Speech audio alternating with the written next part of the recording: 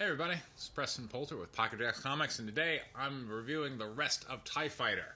So I've already kind of reviewed issue 3, and I mockingly reviewed issue 4. Not much happens there. But issue 5 concludes the 5-issue miniseries, and I'm going to be going over it. So, I know the question you're thinking is, okay, so why should I buy this? I'm like, well, because you love Star Wars. If you don't love Star Wars, this is not for you. And then you gotta go, okay, Preston, I love Star Wars. Why should I specifically buy TIE Fighter as opposed to Galaxy's Edge? That amazing Poe Dameron thing, that is a riveting character right there. And who wouldn't want to just follow the exploits of Poe Dameron? I'm sure he's going to do all kinds of exciting things and ask women for permission to do stuff and get shut down. And,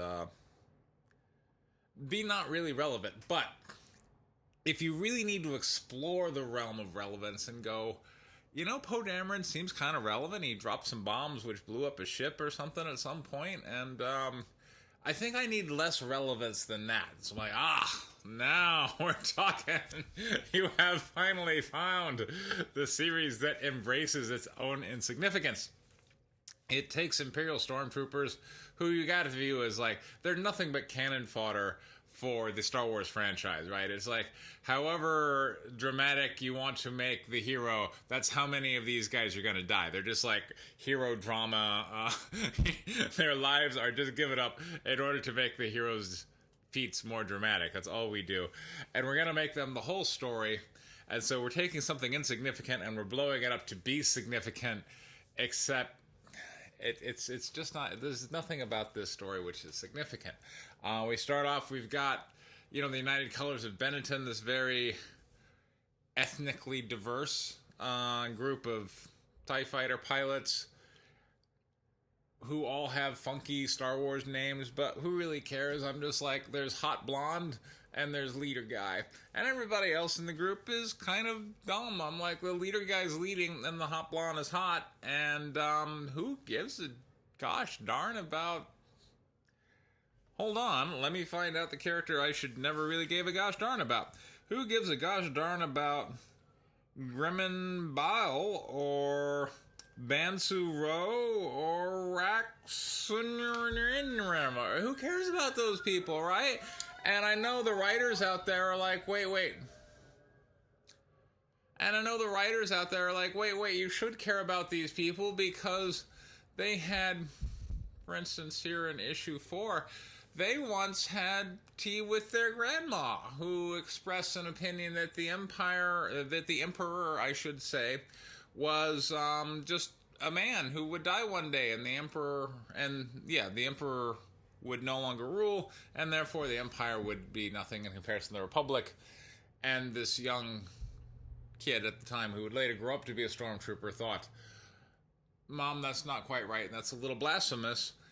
Cut scene, because that's really important, and that bonds you to that character, and goes, oh, it's that stormtrooper who had tea with his grandma that one time who didn't like the Emperor. Yes, well, I want to make sure he succeeds in battle.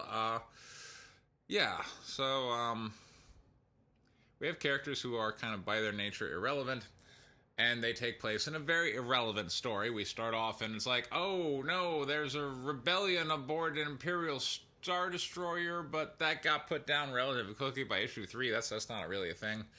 And now we're fighting the rebellion, and here in issue 5, let's go ahead and go down to issue 5. I already gave away the best part of issue 4, which was tea ceremony with Grandma.